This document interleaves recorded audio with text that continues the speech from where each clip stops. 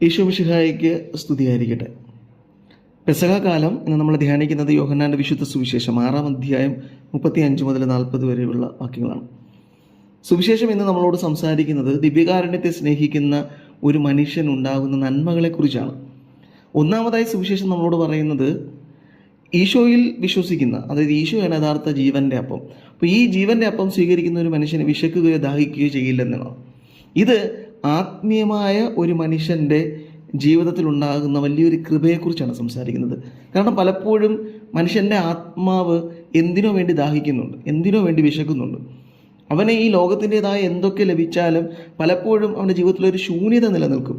ഈ ശൂന്യതയെ പൂർണ്ണമാക്കുന്നത് ദിവ്യകാരുണ്യനാഥൻ്റെ സാന്നിധ്യമാണ്. നമ്മൾ ആ ദിവ്യകാരുണ്യനാഥൻ്റെ അടുക്കിലേക്ക്, യേശുനാഥൻ്റെ സ്നേഹത്തിലേക്ക് കടന്നു വരുമ്പോഴാണ് ഈ ശൂന്യത നമ്മുടെ ജീവിതത്തിൽ നിന്ന് ഇല്ലാതായി ദൈവത്തെ കൊണ്ട് നമ്മുടെ ജീവിതം നിറയുന്നത്. ദൈവം ജീവിതത്തിൽ നിറയുമ്പോഴാണ് മനുഷ്യൻ ജീവിതത്തിൽ യഥാർത്ഥ ആനന്ദം അനുഭവിക്കുന്നത്. അപ്പോൾ ഇത് സാധ്യമാകുന്നത് ദിവ്യകാരുണ്യ സന്നിധിയിലേക്ക് വരുമ്പോഴാണ്. ഇത് ആത്മീയമായ ഒരു അവസ്ഥ മാത്രമല്ല.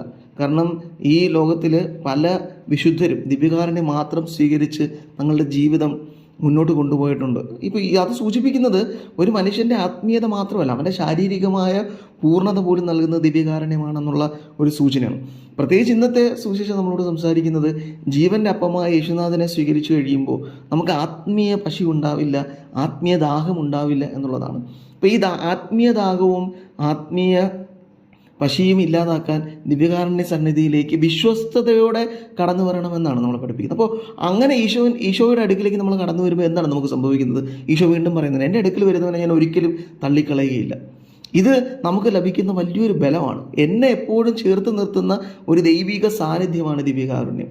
എന്നെ ഒരിക്കലും തള്ളിക്കളയുന്നത്. മനുഷ്യൻ ജീവിതത്തിൽ പരാജയപ്പെടുമ്പോൾ, ജീവിതത്തിൽ പ്രശ്നങ്ങളും പ്രതിസന്ധികളും ഉണ്ടാകുമ്പോൾ ഒറ്റപ്പെട്ടു പോകുന്ന അവസ്ഥയിൽ അവൻ്റെ ഒരു കൂട്ടാണ് ദിവ്യകാരുണ്യനാഥൻ എന്നൊരു ബോധ്യം ഇന്നത്തെ സുവിശേഷം നമുക്ക് നൽകുന്നത്. കാരണം അവൻ്റെ സന്നിധിയിലേക്ക് എത്തുന്നവരെ ഒരിക്കലും അവൻ തള്ളിക്കളയില്ല. അവൻ ജീവൻ്റെ സാന്നിധ്യമായി അവരെ പിന്തുടരുകയും ശക്തിപ്പെടുത്തുകയും ചെയ്യും എന്ന് സുവിശേഷം ഓർമ്മിക്കുകയാണ്. ഇത് തന്നെയാണ് നമ്മൾ എമ്മാവൂസിലേക്ക് പോയി ശിഷ്യന്മാരുടെ ജീവിതത്തിലേക്ക് കാണുന്നത്. അവൻ കൂടെ നടന്ന് അവരെ ശക്തിപ്പെടുത്തുന്നുണ്ട്. അപ്പം മുറിക്കുമ്പോൾ അവരുടെ കണ്ണുകളിൽ അവൻ ബലമായ അഗ്നിയായി അവരെ ബലപ്പെടുത്തുന്നുണ്ട്.